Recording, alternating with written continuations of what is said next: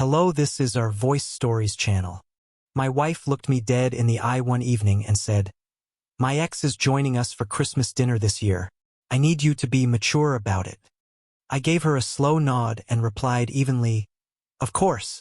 What she didn't know, however, was that I had already made my own little addition to the guest list, her ex's fiancé. The dinner table that night would turn into a spectacle no one in my family would ever forget. My name's Ethan, I'm 29, and I've been married to my wife, Brooke, for 3 years. This Christmas was supposed to be like every other one before it. Cozy, chaotic, and full of family noise. My parents would host, my sister would chase after her 2 kids, and there would be laughter, good food, and football in the background. That was the plan, until 2 weeks before the holiday, when Brooke dropped a bomb that changed everything. We were in the kitchen on a random Tuesday night. I was at the stove, stirring a pot of pasta, while she sat at the counter, scrolling through her phone. Without even glancing up, she said casually, "So, I invited Adrian to Christmas dinner at your parents' place." The spoon froze in my hand. "Adrian?" I asked slowly. "As in your ex, Adrian?" "Yeah," she replied, as if it were no big deal. "He's been having a rough time lately. Doesn't really have family around here. I thought it'd be nice to include him. Let me give you some context here. Adrian is Brooke's ex-boyfriend from college. They dated for 3 years and broke up about 6 months before she and I met. According to her, the breakup was mutual, they'd remained just friends. And there was nothing romantic left between them. I'd met Adrian exactly twice, once at a barbecue 2 years ago, and once at a charity event last spring. Both times, he'd been polite but had this odd, possessive energy around Brooke, like there were private jokes or memories between them that I wasn't meant to understand. "So let me get this straight," I said, putting down the spoon. "You invited your ex to my family's Christmas dinner, without even asking me first?" Brooke finally looked up from her phone, sighing. "Ethan, don't be insecure about this. Adrian and I are just friends. That's it. And before you start, yes, I already told your mom, and she said it was fine." That part stung. She had gone to my mother before coming to me. "When did you talk to my mom?" I asked tightly. "Yesterday," she said. I called her to ask if we could bring an extra guest and explained the situation. She was totally understanding. I clenched my jaw. "Brooke, that's not the point. You should have talked to me first. It's weird to invite an ex to a family holiday." "It's only weird if you make it weird," she shot back, her tone getting sharper. "Adrian is going through a breakup and needs support. I'm being a good friend. I need you to be mature about this." There it was again, the phrase that made my blood simmer. Be mature about it. Like I was a child throwing a fit instead of a husband whose wife had just made a unilateral decision about our holiday plans. "Fine," I said after a pause. "He can come." Her expression softened immediately. "Thank you," she said with a relieved smile. "I knew you'd understand. But I didn't understand. Not even close." I nodded, kept my face neutral, and went back to stirring the pasta while my mind spun with possibilities. That night, after Brooke went to bed, I did something I'm not exactly proud of, but I don't regret it either. I went through her phone. Yeah, I know. Invasion of privacy, breach of trust, all that. But something in my gut told me things weren't as innocent as she claimed. What I found confirmed that instinct. And then some. Brooke and Adrian had been texting constantly for the past 2 months. Nothing explicitly sexual, but the tone was far too intimate for 2 people who had moved on. Their conversations were filled with inside jokes. Remember when messages, and worst of all, her venting about me. Then there was the message that made my blood run cold. Adrian had written, "I miss what we had. Things were simpler then." And Brooke had replied, "I know. Sometimes I wonder what would have happened if we tried harder." My chest felt tight. I took screenshots of every incriminating message, sent them to myself, and deleted the evidence that I'd done so. The next day, I decided to do some digging of my own. If Adrian was supposedly going through a breakup, I wanted to know the details. Turns out, he hadn't had a breakup at all. In fact, he'd gotten engaged 4 months earlier. His fiancée's name was Lila. I found her easily on Instagram. Her page was full of smiling couple photos, hikes, dinner dates, cozy selfies, and a Thanksgiving post captioned, "Grateful for this man and our future together." So not only had Brooke lied, But Adrian had too. And if Lila didn't know her fiancé was spending Christmas with his ex, she deserved to. I made a burner Instagram account and sent her a DM. I kept it polite and factual. Hi, Lila. You don't know me, but I'm married to Adrian's ex, Brooke. She invited him to spend Christmas with our family, and from your posts, it seems you two are engaged. I thought you should know. If you'd like to talk, here's my number. She replied within an hour. We moved to texting soon after. Lila had no idea Adrian was going to be at our Christmas. He had told her he'd be attending a work colleague's holiday party. She was upset, understandably, but she also thanked me for reaching out. We ended up talking for about 30 minutes, and by the end of that conversation, I said something I never thought I'd hear myself say. Why don't you come to Christmas dinner too? She hesitated. Are you sure? Won't that be awkward? Probably, I said.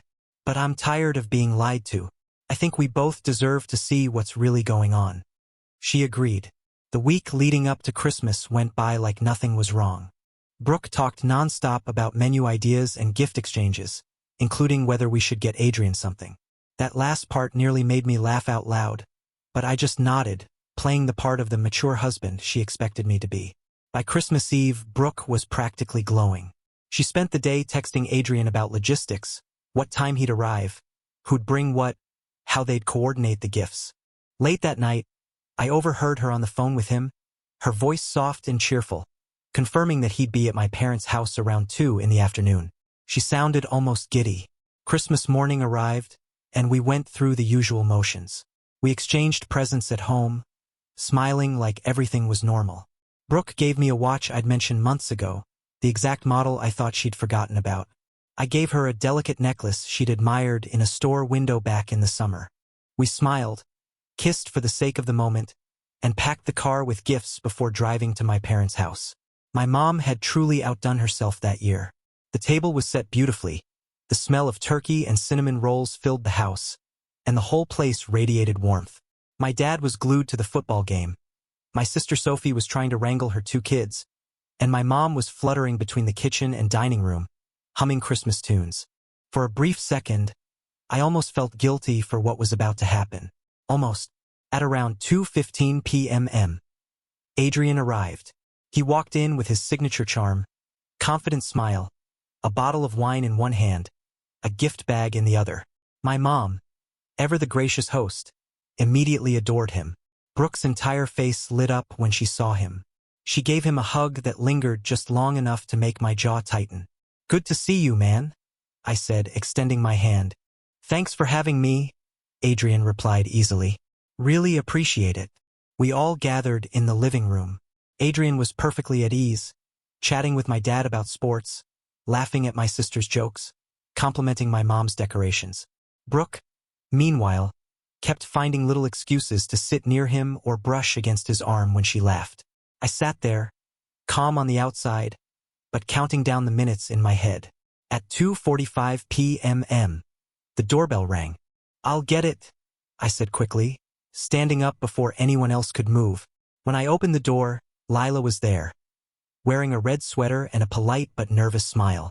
She was holding a bottle of wine, her posture stiff but determined. You must be Ethan, she said.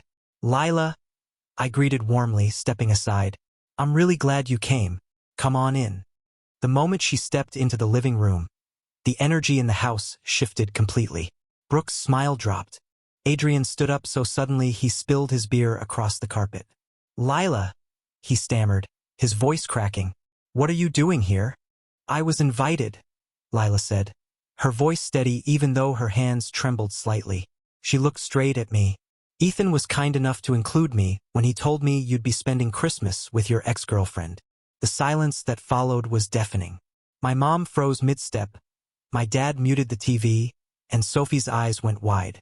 Ethan, Brooke said finally, her voice sharp but shaky. What is this? This, I said, keeping my tone polite, is Lila, Adrian's fiancée. Adrian, I don't think you mentioned to her that you were spending Christmas with Brooke. And Brooke, I don't think you mentioned to me that Adrian is engaged. So I figured we should all be mature about it and celebrate together. I made sure to use her own words. Be mature. Adrian's face turned crimson. Lila, I can explain. Explain what? She snapped, her voice rising. Explain why you lied about going to a work party? Or why you thought spending Christmas with your ex was acceptable? Or why Ethan had to be the one to tell me what was really going on? It's not like that, Adrian insisted, his voice shaking. Then what is it like? She demanded. Brooke jumped in, glaring at me. This is insane. You invited his fiancée just to humiliate me. I invited her, I said calmly, because she deserved to know where her fiancé was, just like I deserve to know why my wife has been texting her ex every day, telling him she misses what they had. Brooke's expression drained of color. You went through my phone? I did, I admitted, holding her gaze, and I found plenty of interesting conversations. Want me to share them with everyone here? My mom finally spoke, her voice tight. What on earth is going on right now? Sophie, bless her, had already started recording on her phone. I didn't stop her. Adrian tried to reach for Lila. Baby, please, let me explain. Brooke and I are just friends. She's been going through some things and needed support. Brooke whipped around to face him. I wasn't going through anything. What are you talking about? And just like that, their whole story unraveled. Adrian claimed Brooke was the one who needed emotional support. Brooke insisted Adrian was the one having a hard time. Neither version matched what they'd told anyone else. The truth was clear, they were both lying, and they'd both been caught. Lila stared at Adrian with a mixture of disbelief and disgust. We're done, she said, her voice cold now. Completely done. Don't come home tonight. Don't call me. I'll have my brother pack up your things. She turned to me, eyes softening slightly.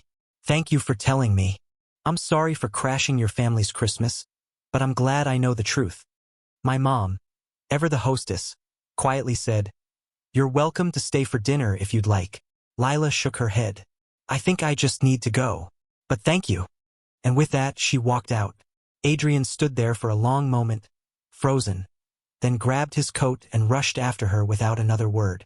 The door closed, leaving behind a silence so heavy you could hear the clock ticking.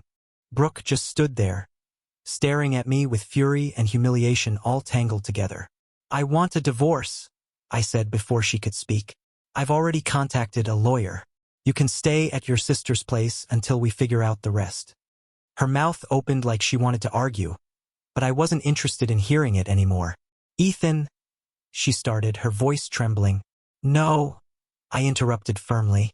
You brought your ex to my family's Christmas. You lied about why. You've been emotionally cheating on me for months, making me feel like I was crazy for even questioning it. So no, Brooke, we're done.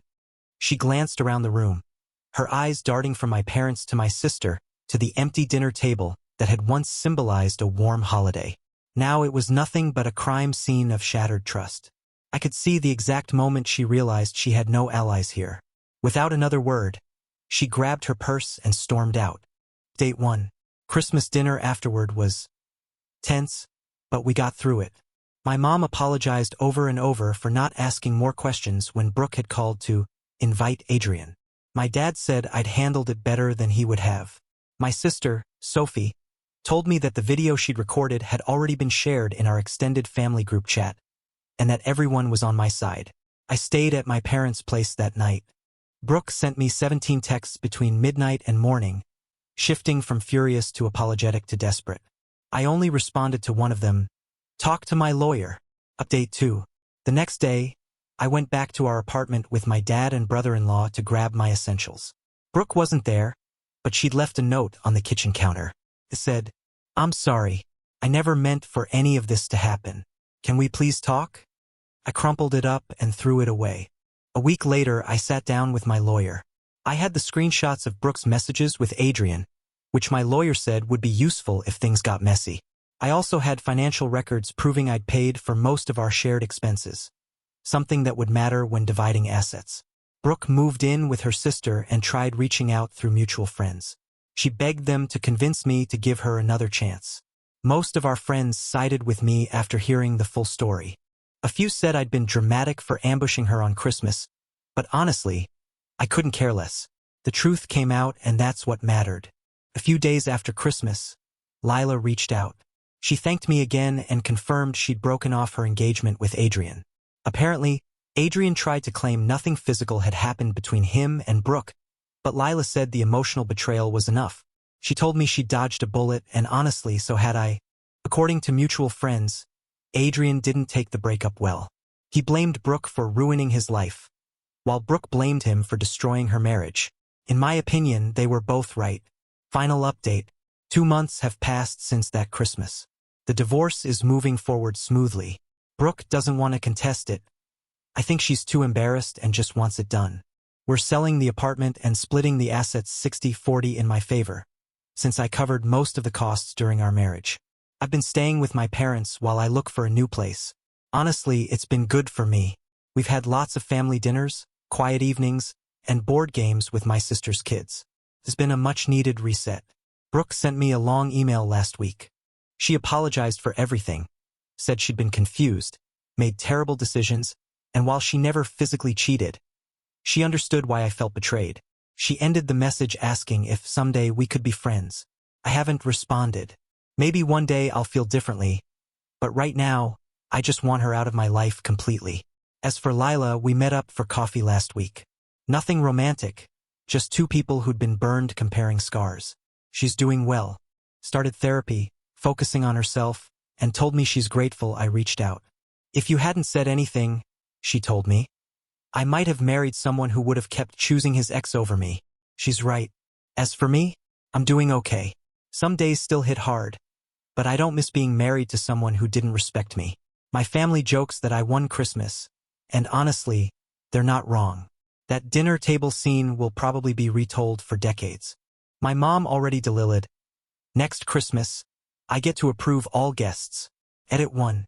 People keep asking if I feel bad about how everything went down. The short answer? No. They chose to lie and sneak around. I simply chose the timing of when the truth came out. If they didn't want to be embarrassed in front of family, maybe they shouldn't have done embarrassing things. Edit 2. Sophie's video didn't go viral or anything, but it definitely made its way through our extended family and friend circles. Brooke's mortified. Adrian deleted all his social media. Lila, meanwhile, looks like she's thriving. Her Instagram's full of hiking photos, brunches, and smiles. Good for her. Edit 3. Someone asked what my dad said afterward. After Brooke left that night, he came over, put a firm hand on my shoulder, and said, "Son, that was the most interesting Christmas we've ever had. Well done." Coming from my dad, that's basically a standing ovation. Goodbye.